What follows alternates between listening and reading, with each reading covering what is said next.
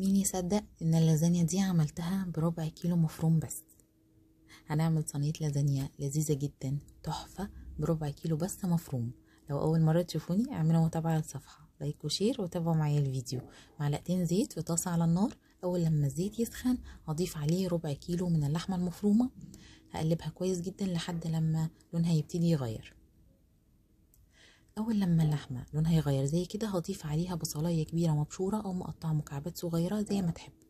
هقلب البصله مع اللحمه لحد لما البصله كمان تدبل وتنزل السوائل بتاعتها. هضيف الخضار اللي معايا، حبتين من الفلفل الاخضر مقطعهم مكعبات صغيره وجزرايه كبيره مبشوره. تقدروا تضيفوا فلفل الوان لو عندكم، لو كمان لو مشروم فريش بيكون حلو قوي، بس هنا اخترت اكتر حاجه ممكن تكون موفره.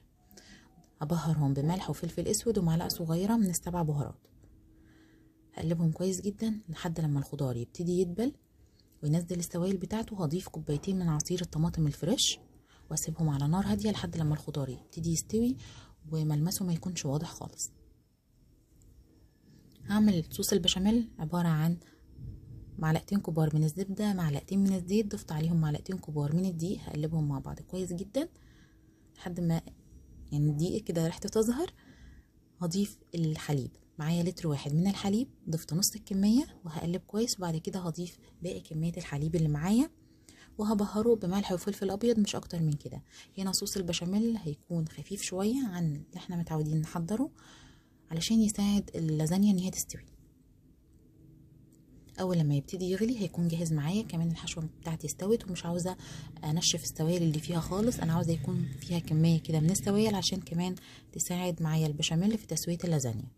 هطبق الصينيه بتاعتي. في الصينيه هضيف معلقتين كبار من البشاميل، اوزعهم كويس وبعد كده هبتدي ارص شرايح اللازانيا.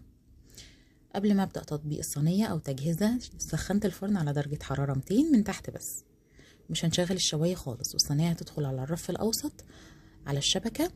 اول لما تستوي هتاخد لون من على الوش لوحدها، مش هنضطر ان احنا نشغل الشوايه. رصيت شويه من الحشو وزعتهم كويس، وبعد كده كمان شويه من البشاميل.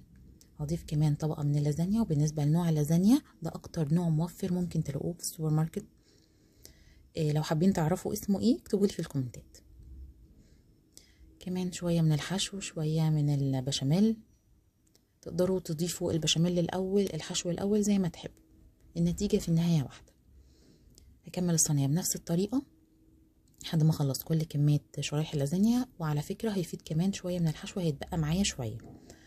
دي كانت اخر طبقه. ضفت على الوش بقى باقي كميه البشاميل وادخلها الفرن. لما تستوي هتاخد لون من على الوش لوحدها. هنعرف ان هي استوت ازاي لما ندخل فيها السكينه كده بتدخل بسهوله، يبقى كده تمام مستويه معانا. ولازم تهدى الصينيه وتبرد كويس جدا قبل ما نقطعها. عايزه اقول لكم كان طعمها تحفه. كمان الولاد ما حسوش خالص بالخضار اللي فيها، كانت لذيذه جدا.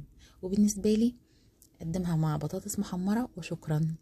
يا رب يكون الفيديو عجبكم خفيف عليكم وتجربوها ان شاء الله. هستنى رايكم في الكومنتات. ما تنسونيش بلايك وشير لو عجبكم الفيديو، متابعه للصفحه واشتراك في القناه. والسلام عليكم.